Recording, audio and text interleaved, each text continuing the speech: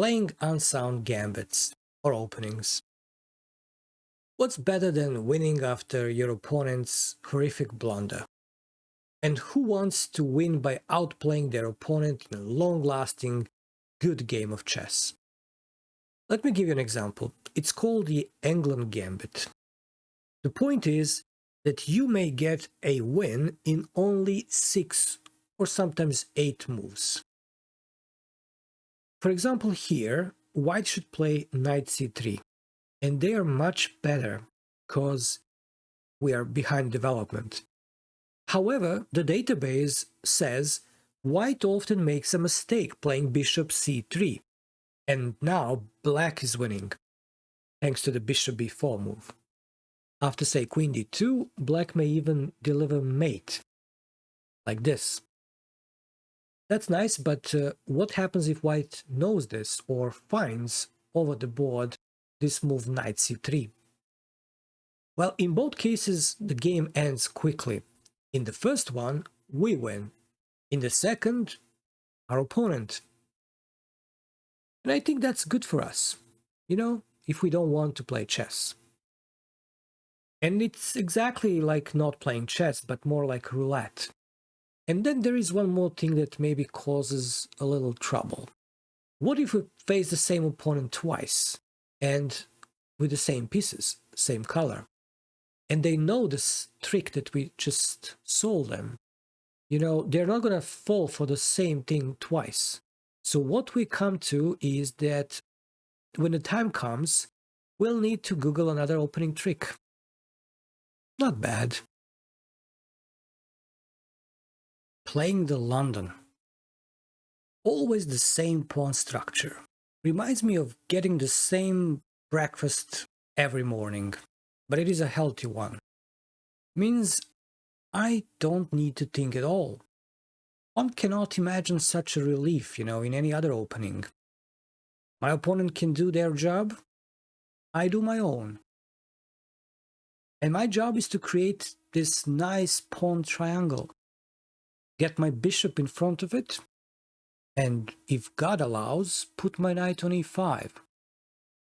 The only thing I'm a bit worried about is that maybe I should know what to do in case black plays the copycat game, or maybe strikes quickly with c5, and then hit my b2 pawn with their queen, since my bishop is out.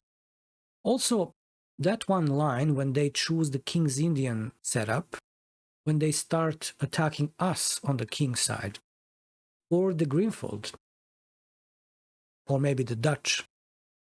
Still, I'm happy that I don't need to be careful at all, or lose because of some nasty trick in the opening phase. So, go London. Spending most of your time studying openings. This is something you must have heard before by the best chess coaches out there. Let me give you an example from another video I recently made. Say their rating is 800, and the greatest chess coach tells them there is the best opening in the world called Najdorf. After all, it is the favorite of Carlsen, Geary, MVL, Kasparov even, Peter Swidler and so on. It must be the best if the biggest guns play that.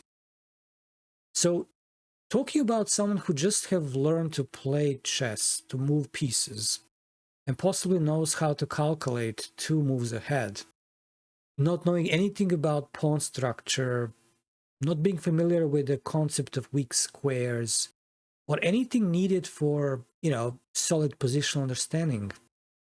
Suddenly they get this position on the board. What the is the reason for a6 here? A beginner sees that and gets into conflict. Is it actually good spending time on these edge pawns while all other pieces are kind of kept undeveloped? Then the coach speaks up. That's because you want to push e5, but you don't push that pawn yet because their knight can come to b5 and attack our d6 pawn.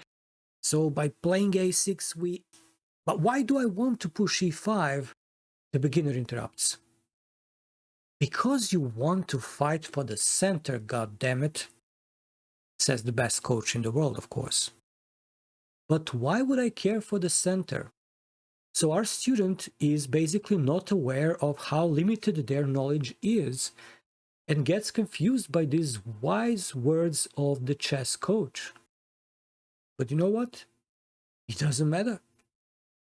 You get confused and therefore pushed to study more.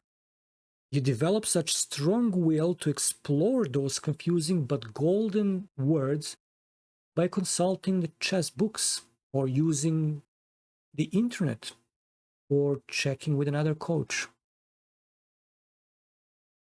Play bullet and blitz chess as much as you can.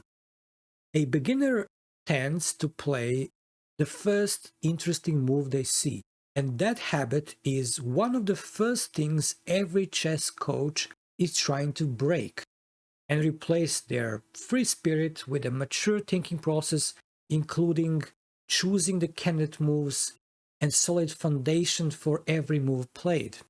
Now, a blitz and bullet player is that guy who knows everything without ever opening a book.